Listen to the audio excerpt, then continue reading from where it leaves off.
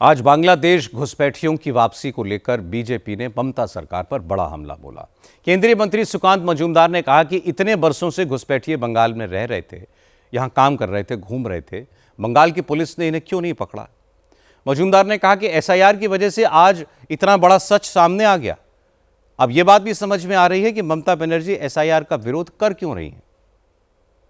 Bangladeshi nationals है और सालों से बंगाल में रह रहे हैं, तो ये दर्शाता है कि किस लिए ममता बनर्जी और उनकी पूरी टीम, उनकी पूरी पार्टी एसआईआर का विरोध इतनी जोर शोर से कर रही थी। और वोट बैंक के लिए अपने देश के साथ इतनी बड़ी गद्दारी, ये तो देशद्रोहिता है। सालों से ये लोग बंगाल में बैठे हुए हैं, ममता बनर्जी की पुलिस को जानकारी नहीं है, ये हमें बिलीव करना पड़ेगा। और सालों से यहाँ पे बैठकर किसी ने शायद वोटर कार्ड भी बना लिया, किसी ने आधार कार्ड भी बना लिया। अब ऐसा नहीं होता तो हम लोगों को पता ही नहीं चलता कि देश के अंदर इतने सारे घुसपैठिए बैठे हुए हैं। और ममता बनर्जी और उनकी पार्टी अपनी सिर्फ वोट बैंक के लिए, अपीजमेंट पॉलिटिक्स के लिए देश के साथ गद्दारी कर रहे हैं।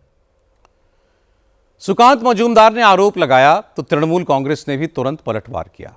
तृणमूल के प्रवक्ता जयप्रकाश मजूमदार ने कहा कि आरोप लगाने से पहले बीजेपी को यह बताना चाहिए कि जो बांग्लादेशी वापस लौटे हैं वो बंगाल के वोटर हैं या नहीं हैं।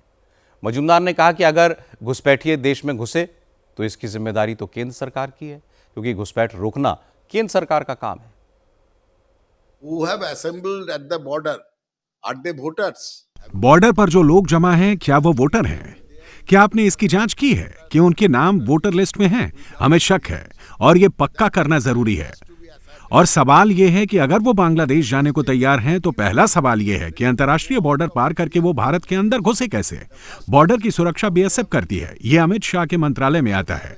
पहले बीजेपी को इस सवाल का जवाब देना चाहिए और फिर ये बताना चाहिए कि जो लोग लौट रहे हैं वो वोटर हैं या नहीं। BJP should answer first. Bengal में वोटर लिस्ट के रिवीजन का असर दिख रहा है।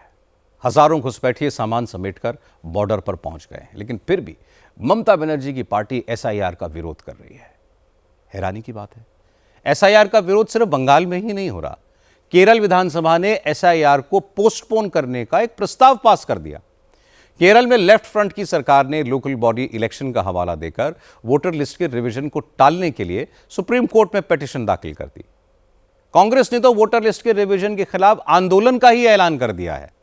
बिहार चुनाव के नतीजे आने के बाद आज राहुल गांधी पहली बार नजर आए। कांग्रेस दफ्तर में उन 12 राज्यों के नेताओं की मीटिंग हुई जहां पर एसआईआर का प्रोसेस चल रहा है। और मीटिंग में यह तय किया गया कि दिसंबर के पहले हफ्ते में दिल्ली के रामलीला मैदान में कांग्रेस एसआईआर के खिलाफ एक बड़ी रैली करेगी।